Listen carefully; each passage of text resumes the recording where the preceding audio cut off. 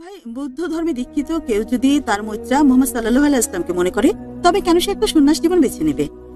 বোন প্রশ্ন করলেন যে যদি বৌদ্ধ মৈত্রা বিষয় বলে এবং মোহাম্মদ সাল্লাল্লাহু আলাইহি ওয়াসাল্লামের কাছে আসে, তবে কেন সে সন্ন্যাস জীবন যাপন করবে, কেন সে বলবে যে পৃথিবীর লোভ ছাড়তে হবে ইত্যাদি। বোন, প্রথমে যে বিষয় দেখতে হবে যে এক্ষেত্রে আমরা কোনো ছাড় দেই না, কোরআনের কোনো আয়াতে বা হাদিসে নেই যে বৌদ্ধ আল্লাহ প্রেরিত দূত ছিলেন। হয়তো ছিলেন, হয়তো ছিলেন না। অনেকে আছে যারা বলে যে কাপল ভাস্তর, কোরআনের সাথে অনেক বিষয়ে মিল আছে, এখানে ব্যাখ্যাও আছে, কিন্তু নিশ্চিতভাবে কিছু বলা যাবে না। কাজে একটা বিষয় বুঝতে হবে যে কেউ যদি বলে, যেমন ধরেন যদি কোনো ধর্মগ্রন্থ মোহাম্মদ ইসলামের আগমন সম্পর্কে কিছু বলে, তার মানে এই না যে সেই গ্রন্থে যা কিছু আছে সবকিছু একমত হবো।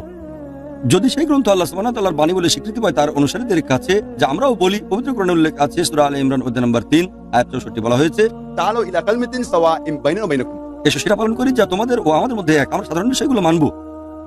কোন ধর্মগ্রন্থ যদি কিছু বলে এবং সেটা কোরআনের সাথে মিলে যায়, আমরা বলবো তোমরা বিশ্বাস করো এই গ্রন্থ আল্লাহর বাণী, কিন্তু আমরা এটা আল্লাহর বাণী বলে মানি না। তবে এই অংশ বিশ্বাস করি, শুধু যে অংশ মিলে যায়। যদি তোমরা 10টা বিষয় মানো, আমরা 10টা বিষয় মানি, যদি 5টা মিলে যায়, এসে সম্মত হই যে এই 5টা বিষয় আমরা ভালোভাবে মানবো। তাই কোরআনের এই বাণীর উপর ভিত্তি করে যে এসো এটা পালন করি যা তোমাদের আমাদের মধ্যে এক। আমরা বলি যদি বুদ্ধ মৈত্রীর ছায়াতলে আসে এবং যদি বৌদ্ধরা বুদ্ধের শিক্ষাকে বিশ্বাস করে, তাহলে তাদের মোহাম্মদ সাল্লাল্লাহু আলাইহি ওয়াসাল্লামের শিক্ষাকে বিশ্বাস করতে হবে। তার মানে এই না যে বুদ্ধ যা বলেছিল আমরা সব মানছি।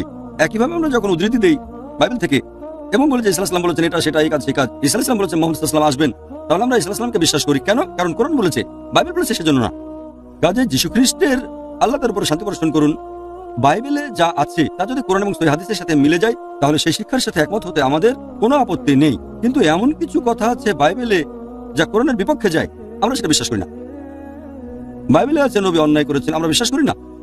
লূত আলাইহিস সালাম বাইবেলে আছে অন্যায় করেছেন, আমরা বিশ্বাস করি না। আল্লাহ রাসূল অন্যায় করেছেন।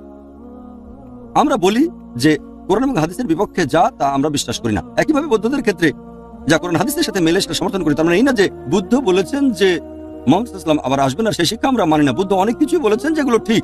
যদি মোহাম্মদ সাল্লাল্লাহু আলাইহি ওয়াসাল্লাম বৌদ্ধ ধর্মগ্রন্থের বিষয়ক আমার বক্তব্যটা দেখেন, সেখানে বুদ্ধের শিক্ষা সম্পর্কে বলেছি। আশা করি উত্তরটা পেয়েছেন।